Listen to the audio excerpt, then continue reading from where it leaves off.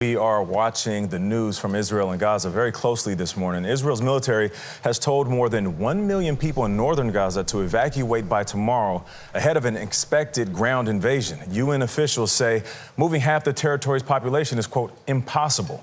Hamas says Israel's demand is part of a, quote, disgusting psychological war.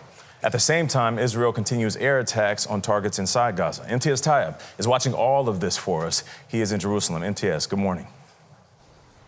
Good morning. Well, the UN called on Israel to withdraw its order warning, quote, of devastating humanitarian consequences. More than 1,400 Palestinians, including over 500 children, have been killed across Gaza since Israel launched retaliatory airstrikes. An Israeli ground offensive aiming to eradicate the Hamas militant group is expected in the coming days after the unprecedented assault on Israel, killing over 1,300 and seizing dozens of hostages. Hamas has called for a, quote, day of rage in protest against Israel's bombardment of Gaza. We're seeing marches in the Middle East and beyond, including in Baghdad, where they burnt the Israeli flag.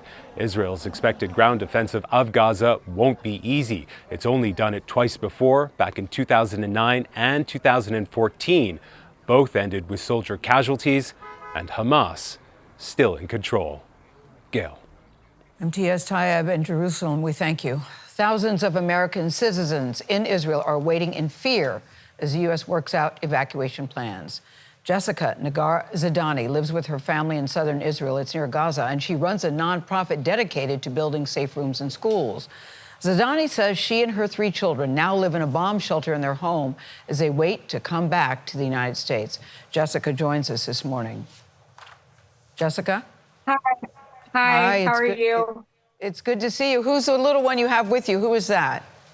This is Zoe. This is my warrior princess over here. Hi, Zoe, warrior princess. Yeah. Jessica, can you first set the scene for us? What are you hearing about the efforts to get you home back to the U.S.? What's happening? It is confusing. It is complete. It's a mess. I mean, they have us signed up for this STEP program, but if you live here, the STEP program doesn't work because you're not actually on an active trip or a vacation. So it's not sending you the alerts. Basically, we're having to kind of facilitate calling the embassy, calling whomever we can to get any information. And usually that's none. that isn't any information. So I actually got more information from your news channel last night as to what they were thinking of how to get us out, which is not just a lack of information, but it's also really scary because, you know, if we were just getting the kids in the car at this point is, it comes down to seconds, because if you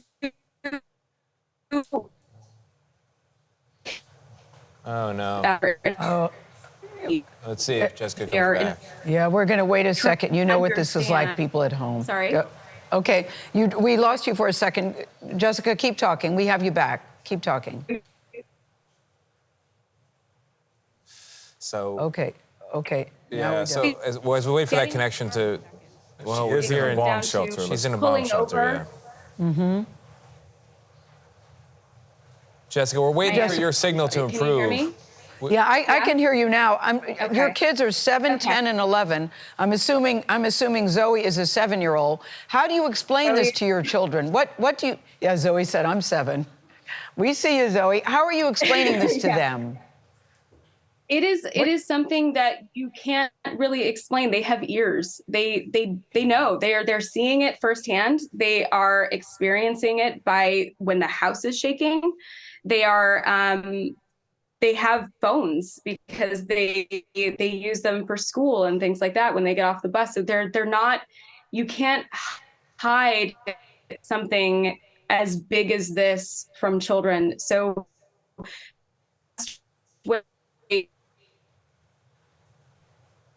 Oh boy. I know. wish we had a better connection. I do Jessica. too. I do too, Tony. But It's so understandable given where she is at. yeah, no, it's very understandable. And what she's describing there about the chaos around the U.S. response. First of all, one of the great privileges of being an American is that we have a government that will say, fill out this form. We are going to come get you. It's an amazing thing. And but my family is going through something similar where we've filled out the form. But we haven't gotten the information yet, putting them on a flight. Are you trying to get your children back Trying to get here my kids. now? Yeah. So there's some commercial options as a fallback, but the government flight should come together. I think they've begun today, actually. We got an email saying to prepare 12-hour warning, but haven't gotten a confirmation, which it sounds like Jessica hasn't either. The communication has been a little bit lacking. It sounds like we can get Jessica. Jessica, we won't be able to see you, but we'll have your audio. Jessica, can you hear me? Yeah, All I right. can hear you. Okay, we all saw what you look like, and we saw Zoe. We thank you for that. I'm also told that your husband, that you and the kids are trying to come back to the States. Where in the States are you trying to go? Where do you guys live normally?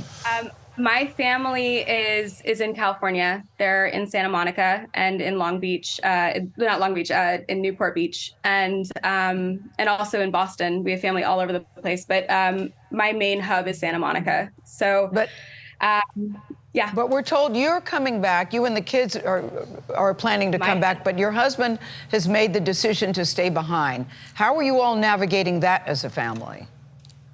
That is the hardest decision you can possibly make, because the person that you marry, the person that you choose to spend the rest of your life with, to have kids with, their life, when you have this dual citizenship kind of marriage, he's an Israeli. They have this duty, this sense that his whole family is here. He is here. He is going to fight for our home.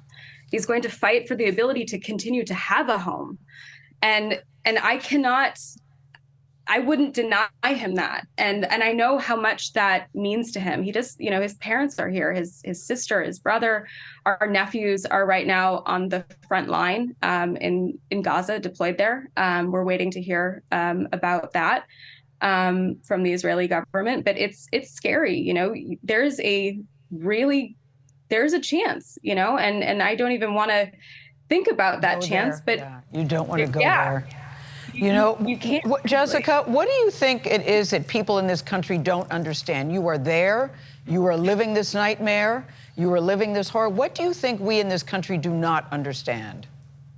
That is a loaded question. There is so many things, but one thing in particular, it is a human crisis. The war is not something that just stops when the bombs stop. It is the reason why I started my nonprofit in the first place, was because of the fact that there are so many issues that come along with consistent barrage and consistent loud noises. And it is a toll that continues well after the bombs stop falling. And, that in and of itself is something that people don't really recognize. And it's not just us. We hear it when in the South here, we hear it when we are having to retaliate.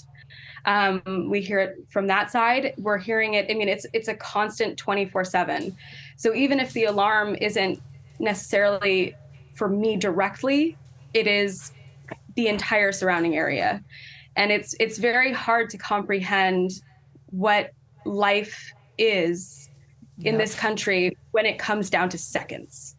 Yeah, because Jessica, is seconds. You have seconds, and the seconds make a difference. You got me when you said sometimes it's hard just getting kids in the car.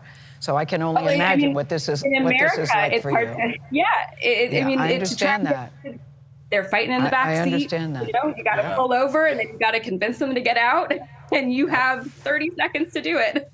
Jessica, please know this. Please know this, Jessica. The world is watching. We are all thinking about you and your children, and all hoping that you get home sooner rather than later. Your kids are 7, 10, and 11, and it was nice to see you and Zoe. Thank you so much for your time this morning. Nice to meet you too. Thank you, Jessica.